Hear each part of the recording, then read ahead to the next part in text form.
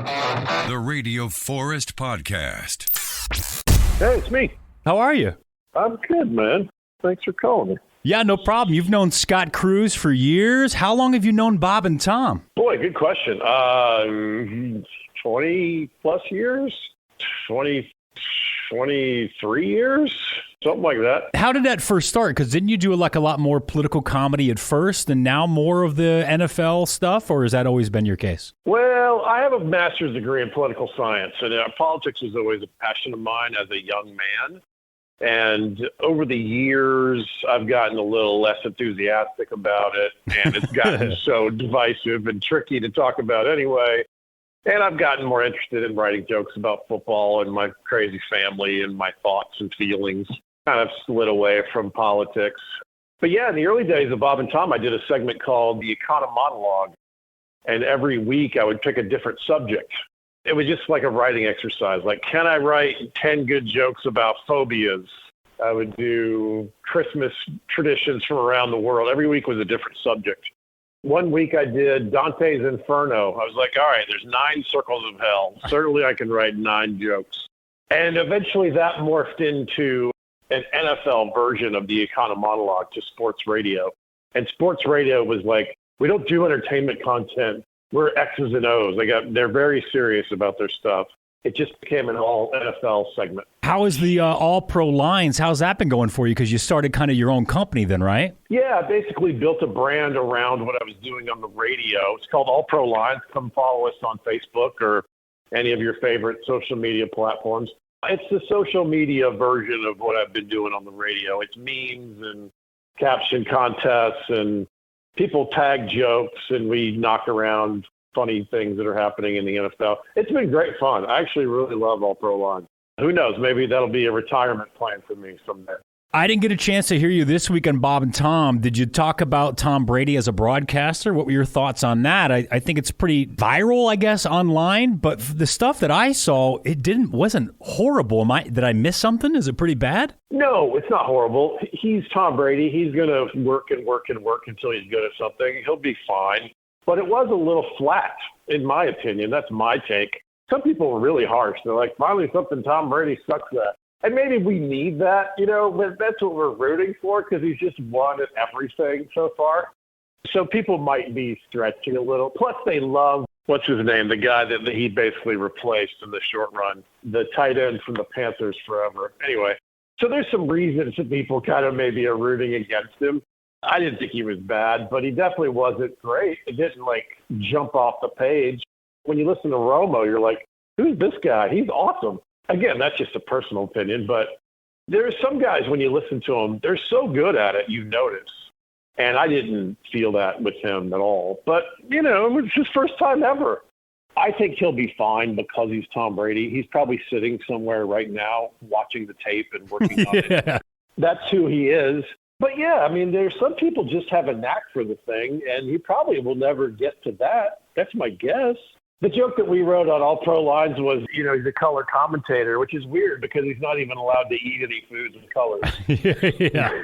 Did you happen to see that AI Tom Brady stand-up set? No, I didn't see that. Yeah, they fed Tom Brady's voice into an AI program, and it did half an hour or an hour stand-up, but it's Tom Brady's voice, and he's talking about football and, deflating footballs and stuff like that. It was actually pretty funny. But it's AI and it's not Tom. But it does bring up some ethical questions about, the future of comedy for sure. Yeah, well, I saw the Carlin one that got all the news and ended up in a lawsuit, actually. Kelly Carlin, his daughter, sued them for, using the name and likeness without permission, which is an interesting question.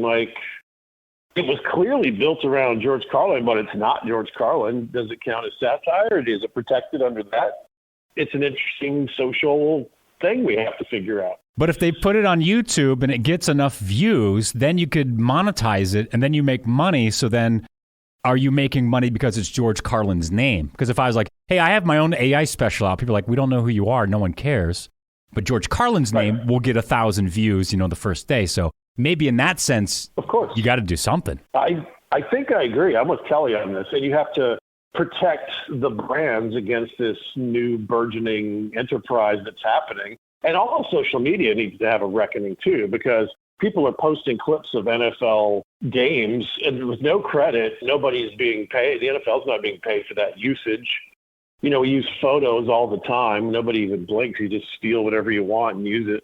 And a lot of those pages and things, they're making money, So these are questions we're going to have to face. And AI is definitely going to be a giant part of what's happening going forward. We'll see, man.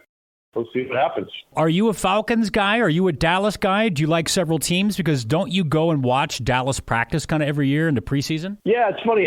Dallas has traditionally been my 32nd favorite team in the NFL. I've always hated them when I was a kid.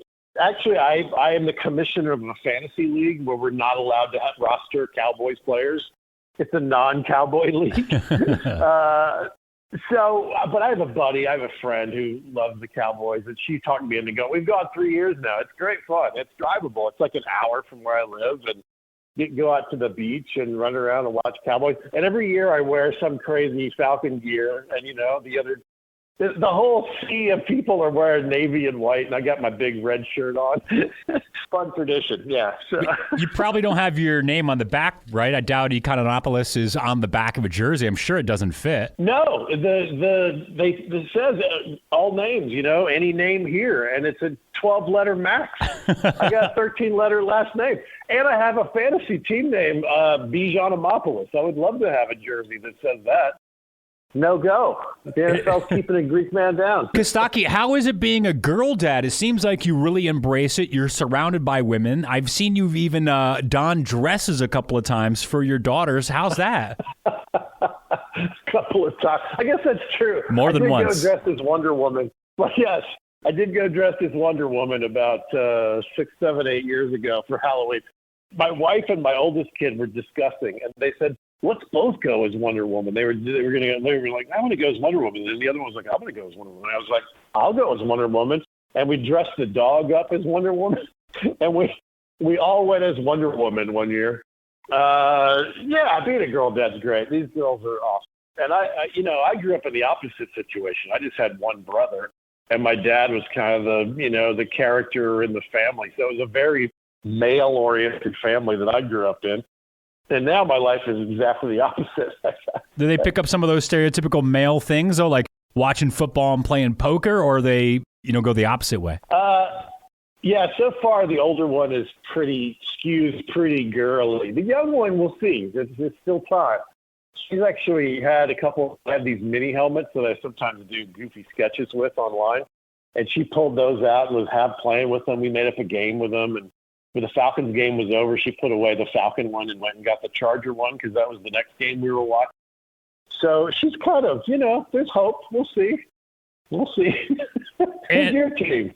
Who's my team? Yeah. You're going to laugh. I don't watch football at all. I'm a huge soccer guy. That's all I really watch. I watch a lot of English Premier League. Men's national team, not too much, but mostly English Premier League. A little bit of Italian, a little bit of German, but mostly the Premier League. Oh, cool. I was wearing a shirt from the Greek national soccer team today. Oh, right on, yeah. How are they in the world? You think they're going to qualify for the World Cup? Because that's coming to, what's it, North America, right? It's Canada, USA, and Mexico, and it's not that far away. Do you have a shot? Good question. I'm out of the loop lately. There was a stretch where I was kind of paying attention, and I haven't lately. I have no idea. Always rooting for Greece. I always have mixed feelings about the American team. I like them in theory, but, it's been tricky to root for them in soccer, that's for sure. And rooting for sports is very much about socialization. For me, it's mostly been, I like the Georgia Bulldogs because I went to school there. And, we used to go to all those games and get drunk and run around. And then I became an NFL nut mostly through fantasy football because I love the interaction of fantasy because you're trash talking your friends and you're connecting with buddies and, you're following along with something that's not your crummy team, which again, as a Falcons fan, my team's been bad most of my life, but I would totally follow soccer if the people around me cared about it. I like the game. And here's another game that I would totally watch if anyone around me cared at all is Aussie rules football is a beautiful sport. It's so fun to watch. It's like a crazy mix of rugby and ultimate frisbee. It's like this big, wide open game with these long kicks and there's violence and It moves constantly. It's not a stop game like American football is. It's a huge field. It's 18 on 18. I would totally watch that. And they play fantasy footy. That's what they call it there. I would totally do that if anybody around me cared about that. Yeah, I actually watched more rugby than I ever have in my life this year for the Olympics. For some reason, the time that I always turned it on, rugby was happening. And I was like, man, the athleticism and the fearlessness, like I forgot that you could pick somebody up and lift them in the air so you could catch the ball. But then they're not that worried about how that dude's coming back down. And the rugby ethic is super cool. They're like unbelievably crude and rude to each other on the field. And then as soon as the game's over, they're all buddies and they drink beer together. So it's like this ethic of being tough and rough but they're not mad at each other in real life. It's just the game. Kind of beautiful about that. And they're like hockey players. I mean, soccer, people always make fun of, you get kicked and you fall down for half an hour. Hockey and rugby, they get their nose broken. They're like, just a little bit of tape. I'll be back in 3 minutes. It's like his eyes bulging out. He's got blood gushing down his head. They're fine. Yeah. They lose teeth and they got all these issues and their ears are weird and they just love it and they're obsessed with it and they do it. At one time I played rugby like in an official situation. I was a camp counselor at summer camp a million years ago, and a bunch of the counselors were, they're Limeys and Kiwis, and these guys talked about rugby the whole summer, and we put together a team and went and played in a tournament in North Carolina. It was just this ragtag bunch of camp counselors. That's awesome. How did you do? And it was great fun. I mean, I always loved the tackling part of American football, so I just embraced that side of it, and I was just crushing guys all over the place. I'm not fast enough or athletic enough to be really good at it, but I loved it. It was great fun. And I still don't really follow any of the other sports. People are like, oh, you're the sports guy. Like, I wrote a football joke that referenced the World Series one time in October, and I had to look up who was in it because I had no idea. Yeah. I just happen to love football. I'm not really a sports guy in a traditional sense. We all connect with it in different ways for different reasons. It's fun.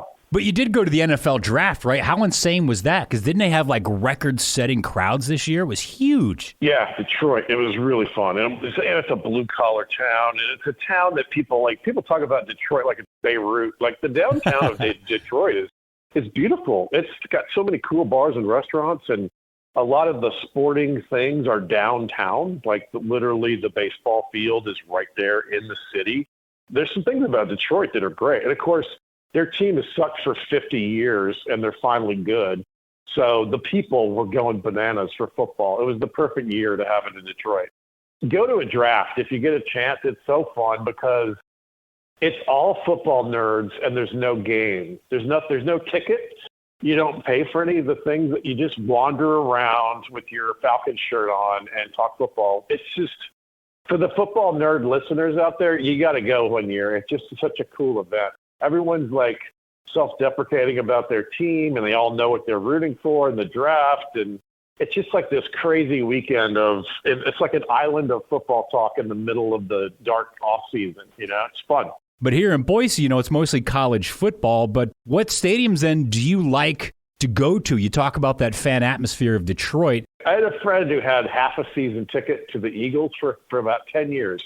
He would, and another friend would split them. So they had 4 games a year that they would go to, which is the perfect number, I think. And I went a couple times. It's so fun. I loved it. I've been all over the place because I travel for a living, and sometimes I'll try to stay somewhere an extra day and go see a game. And my brother and I have a tradition now we're trying to embrace. We've done a few years of. We go to one away Falcons game a season. We did a night game on a Thursday in Tampa, which was beautiful and awesome. Falcons at Niners, which was great. This year, the Falcons play in Las Vegas, so that one we circled immediately. We're going to Vegas. It's a Monday night game. I don't get to go to live games very often, maybe twice a year, but I love it. It's a grand adventure to be in it and with all the fans and the people and the nuts who really care, and then to literally be in the same space with some of the guys that you know of. And I've been writing jokes about him for years, to watch Mike Evans catch the ball up close. This guy is so good at what he does. I love all that part of it. And, of course, the tailgating and the silliness before and after. And my brother and I run off and play poker whatever city it is after the game. And We love it. We just embrace it as like a central thing, as an excuse to go run around together for the weekend. It's great. So what's your favorite poker game? And let me ask you a generic basic question. What's your basic poker strategy? Are you just playing like Texas Hold'em, or what do you guys gravitate towards? Yeah, mostly Hold'em really took over the poker universe about 15 years ago with all that, with the televised nature. You know, Hold'em looks better on television than 7-card stud and some of the other games that were popular before that. So Hold'em really took over the poker universe. I've been experimenting lately with limit poker, which is a completely different universe from no limit. Most games people play now are no limit Hold'em, but limit is a totally different beast. And I've been experimenting with that. I'm kind of digging it because I kind of like that it's a little less bullyish. It's a little more about careful decision making. And you can't lose your whole stack in one hand. But, man, the swings are big and limit, too. You got to really be able to hang in there with some downtime. It's been great fun. I love poker. That's been my other guilty pleasure. Fantasy football. I'm such a boy in terms of my taste. So what's your basic poker strategy? You just kind of wait for the flop then? Or do you have a number in your head where you're out, or you kind of play it to the end? Does it depend on the table? Are you a bluffing guy? You're like, I'm a strict numbers guy. If it doesn't look good, I'm out. I'm probably best at staying even keel, right? Some guys get tilty and play bad when things go wrong. I don't really have that problem. And I make good decisions before the flop to try to stay out of trouble after the flop. I'm a little bit. I used to play like a really good chess player when I was a kid, and so I like that aspect of it. Because poker has this sort of image of being like a rough man game, where the guy with a cowboy hat and a Budweiser has the balls to make the strong play. Like if you look at the World Series of poker, the guys at the final table are like, some of them have master's degrees in game theory. These are nerds. They're not cowboys. Thoughtful nerds. They're guys who understand numbers and situations. Poker is really way more about playing the situations to your advantage than it is looking through the soul of the person across the table. I just embrace that side of it. I like that part of it. And it's poker draws so many weirdos that it's a fun situation usually too, you know. Don't you have something called Caption Kangaroo? Is that something new where fans can add captions to photos that you're posting? Brand new. Over the course of experimenting with All Pro lines, I learned that people love to caption things, and I always have. Back in the day, Maxim Magazine used to have a caption contest every month, and I would email in every month. There's something about captioning that's accessible to people. Like, it's very hard for the regular guy to sit down and write. It's hard to write a good joke. It's sort of intimidating, right? Mm-hmm. But if you see a picture, there's something about writing captions for a photo it's accessible. Everybody can do it. And invariably, people write really funny captions that I would have never thought of as a longtime professional joke writer. So I just love it. I've always loved captioning stuff. I think it's a funny situation. And so you're right. About a month ago, I launched a new brand. It's called Caption Kangaroo. Come find us on Facebook and wherever else you are as well. And it's not football. I find pictures that I find interesting that might lend themselves to captions. I post a photo, people go bananas, and sometimes we'll pick 2 or 3 and turn them into memes. Again, it's a brand new thing. I'm figuring it out, but it's been fun. I love it. And on Facebook, we already have like 700-800 followers, which is a pretty amazing start to a thing. These kind of things take a while to build, but it's been a fun start so far. Caption Kangaroo. Did you ever get in on Maxim Magazine then? Did they ever pick you? No, they never did, but I loved it. I loved the whole thing. And since then, like online, social media, there's always something going around. It's fun to add captions to things. I've always liked it. So my whole model in life has been to just chase the things that I'm genuinely fascinated in. That's how I became a comic in the first place. I just love stand-up, and that's how I became, the football joke guy. I was studying wide receiver stats for fantasy, I just love football. I chase poker the same way, and, Caption Kangaroo is just another little quirky, funny thing that I always loved. So I just found that to be a good way to go, because then if you fail, you're at least failing at something that you enjoy doing.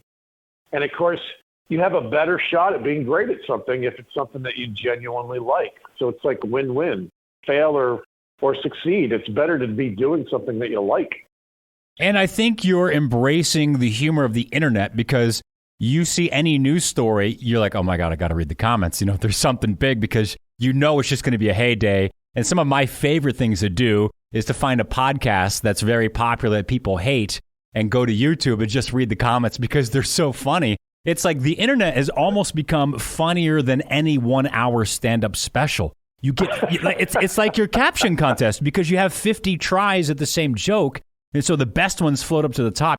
This is the funniest thing I've ever read. This is like a professional comedian's joke, and this just happened. How did they think of it that quick? Yeah, there's something about it's almost like crowdsourcing comedy, because the 100 people write captions. Most of them aren't particularly good, but 30 will be pretty good, and 10 will be quite good, and 3 or 4 will be effing astoundingly good. It's almost like Darwinism. It's like the cream rises to the top. It's kind of fun to go. And sometimes they're so beautifully written that it's hard to believe it's an amateur writer. You know what I mean? But it's what's fun about captions. Anybody can do it. Well, it's all pro lines. It's Caption Kangaroo. It's Costaki Economopoulos. He's coming to the lounge at the end of the universe on Thursday here in Boise. Love hearing you on the Bob and Tom Show. Thanks, man. What a great interview. This was a real pleasure. Thanks for giving me a call.